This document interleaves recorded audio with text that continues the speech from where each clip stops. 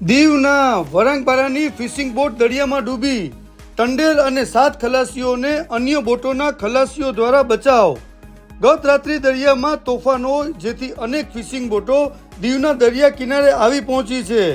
ગત રાત્રિના દીવના વરાંગપારાની જયેશકુમાર હરજી બામણિયાની નંદિની સાગર નામની ફિશિંગ બોટ DD02MM748 જે દીવથી 140 કિલોમીટર દૂર અચાનક દરિયામાં ડૂબવા લાગતા અન્ય ફિશિંગ કરી રહેલ બોટના ખલાસીઓ દ્વારા ટંડેલ મુકેશભાઈ, માલજીભાઈ ભીમરા અને 7 ખલાસીઓ જે માછી જિગ્નેશકુમાર, માછી જયેશભાઈ, ટંડેલ ભરતભાઈ, માછી જીતેન્દ્રભાઈ, માછી ગણેશભાઈ, માછી જીવનભાઈ, ટંડેલ બલવંતભાઈને બચાવી લેવાયા છે,